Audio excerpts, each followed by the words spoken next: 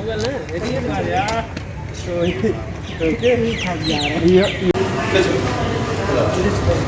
चलिए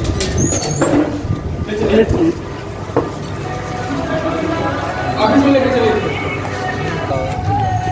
ये लोग दबाव बना के हमको लेके जा रहे हैं। क्या मामला है? हमको ये लोग दबाव बना के ले जा रहे हैं कि तुम बोल रहे हो, भड़का रहे हो। सब लोग इकट्ठा हो गए हैं, सारे प्रोफेसर लोग मेरा एडमिशन नहीं चाह रहे हैं किसी तरह हो।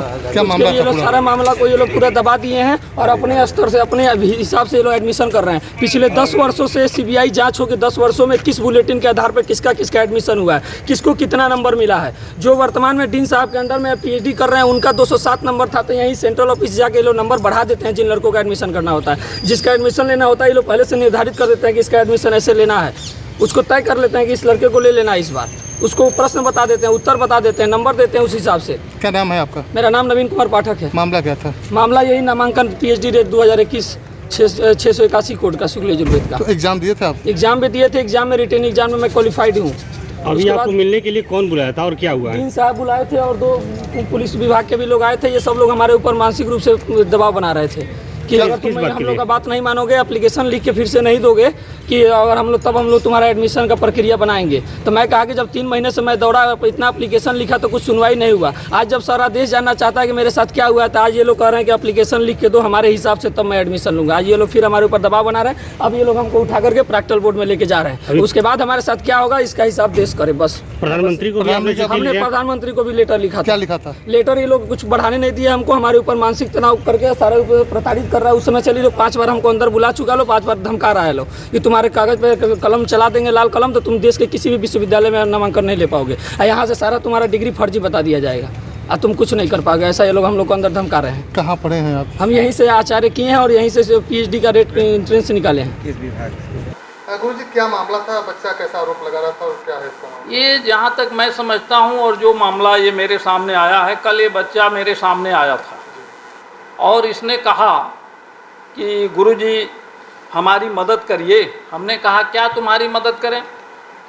तो कहा कि हम डीन साहब के पास गए थे और उन्होंने कहा कि जो कोई तुमको लेने को तैयार हो तब लिखवा करके ले आओ, उनसे दस्तखत करा के ले आओ तो हम फॉरवर्ड कर देते हैं।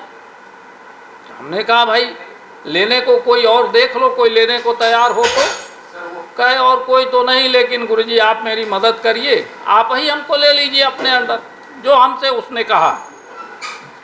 तो हमने कहा ठीक है, हमारे अंदर तो 7 सीटें हैं, यदि तुम लेना चाहते हो, रेगुलर PhD करना चाहते हो तो हमारे अंदर प्रवेश ले सकते हो। कहा गुरुजी हम एक एप्लीकेशन लिख रहे हैं और आप उस पर आप फॉरवर्ड कर दीजिए।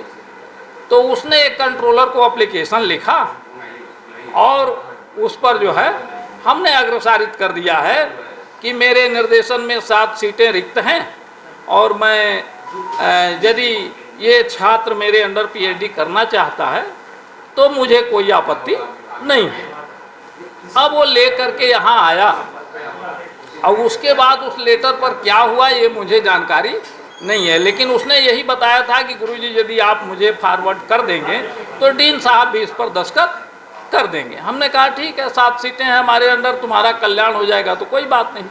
सर ये जो एडमिशन की प्रक्रिया होती है, हाँ, कैसे होती है और क्या उसमें क्वालिफाई था?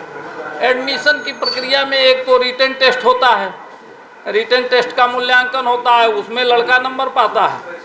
उसके बाद यहाँ मौखिकी होती है 20 नंबर की, उसमें सभी लोग पूरे DRC मिल करके इवैल्यूएशन करते हैं, लड़के से प्रश्न पूछते हैं, उसके आधार पर मूल्यांकन करते हैं।